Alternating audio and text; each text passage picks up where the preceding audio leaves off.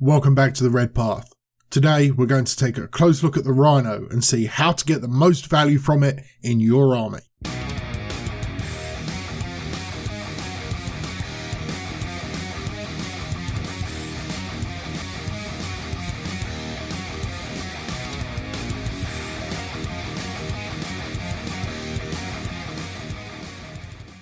Before we get started, I want to take a moment to remind you that there are two competitions currently running. The first is the Blood Drive for the Blood God competition, whereby simply donating blood, or as little as 8 cents to a charity, you are in with a chance of winning a start collecting box of your choice. The second is the Champion of the Conqueror, tabletop simulator game where you have the opportunity to win a commission painted squad of Forge World Red Butchers with lightning claws. All you have to do is donate any amount of money to one of the chosen charities. I'll have links on screen and in the description for more details on how to enter these contests, but I'd really appreciate you checking them out and considering supporting some of these great causes. Okay, let's dig into the content, shall we? The Humble Rhino is perhaps the most commonly used armoured vehicle within the Imperium outside of the Astra Militarum. Its design dates back to the Dark Age of technology and was originally designated the RH-1 N0 Tracked Exploration and Multi-Purpose Defense Vehicle. Its STC serves as a foundation for several common variants, including the Predator and Immolator, and its use has been so prevalent because it can be constructed from almost any material and run on most forms of combustible fuel, allowing its manufacture to be widespread and relatively cost-effective. The Rhino as a transport is particularly favoured amongst those factions that utilise power armour, as the Mars pattern, or Mark IIC, is specifically designed to carry 10 armoured individuals. As such, it sees frequent use with both the Loyalist and Heretic Astartes, the Adeptus Sororitas, Grey Knights, and some variants are even employed by the Legio Custodes. So there's a little history on the utilitarian rhinoceros, the workhorse of the Space Marine. Now let's get on to some crunch, shall we? At this point, if you've managed to stay tuned, you may be wondering what possible reason could there be to discuss the rules and tactics of the Rhino. And to be fair, you've got a point. The Rhino is one of the least interesting units in the entire game system.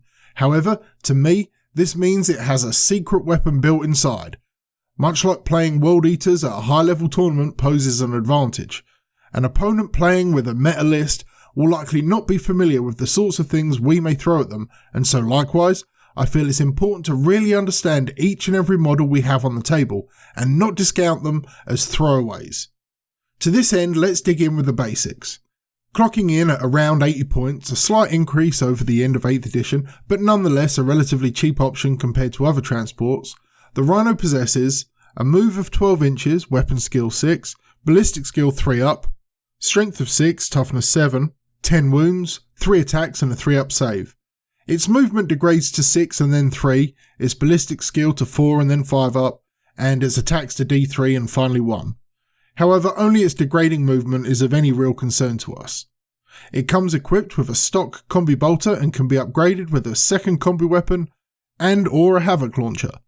It gains the malicious volleys and hateful assault special rules for whatever they're worth, and also has smoke launchers, an auto repair ability, and the basic explosion rule. 90% of the time, I would not recommend upgrading a Rhino unless you literally have no better option to spend the points on. The havoc launcher is okay at 5 points, but D6 shots can end up being overcosted with some bad rolls. A second combi bolter isn't terrible, especially as World Eaters, because we'll be moving close to take full advantage of the half range, but in general, try and spend the points elsewhere. The most obvious use for the Rhino is to ferry squads of berserkers closer to enemy lines, and that is exactly what you should be using them for. But once the berserkers have disembarked, the Rhino still exists. Well, it does if it hasn't been cracked open already. And how can you best use it to further your chances of victory? So let's look at some of the plays that you could make with the Humble Rhinoceros.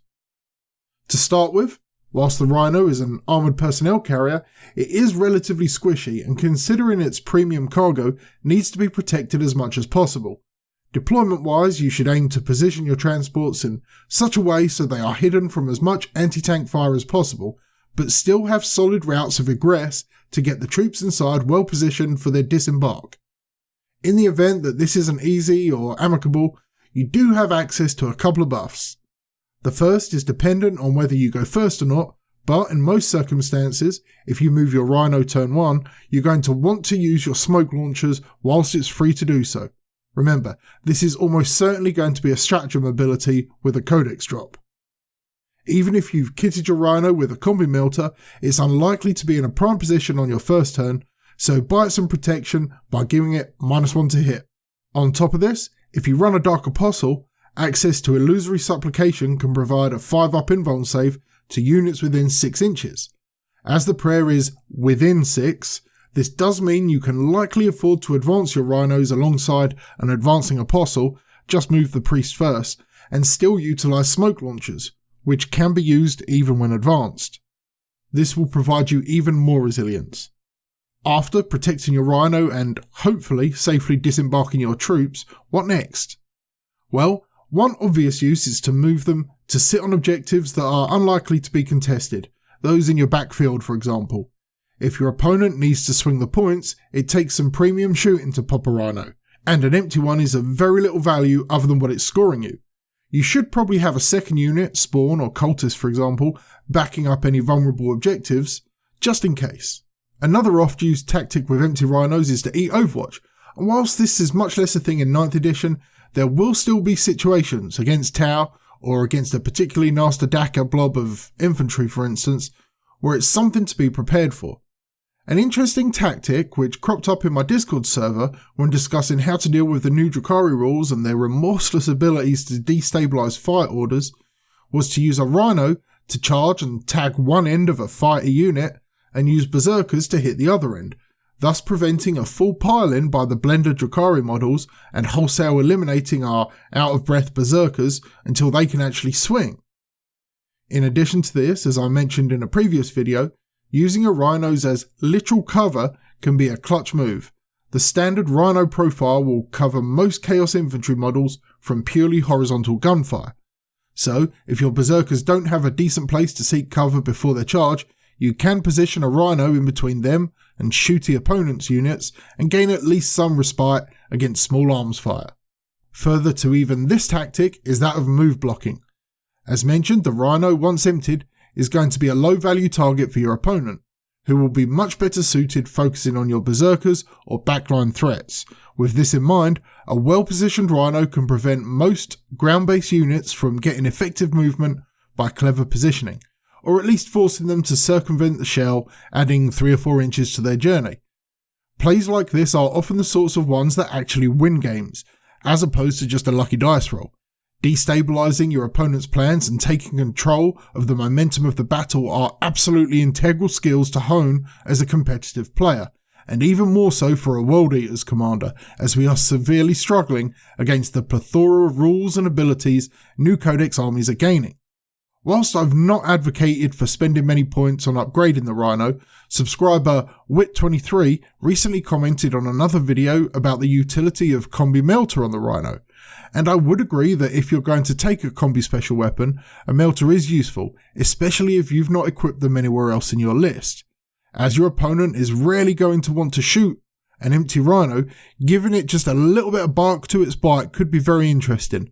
The potential for up to 8 damage on an enemy model could be vital at key moments in the game.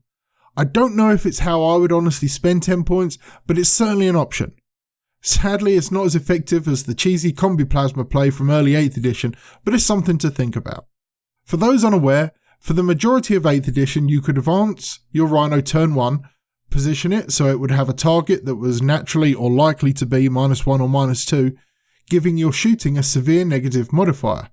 Then, overcharge your plasma whilst using the bolt profile as well, obtaining a -3 or -4 to the shot, and you would be incredibly likely to roll a modified 1, which would destroy the Rhino. Then your Berserkers would disembark within 3 inches and potentially be within a very safe turn 1 charge distance. It was cheese, it was unintended, but it was so bloody cornate that they honestly should just make it a stratagem for World Eaters, quite frankly.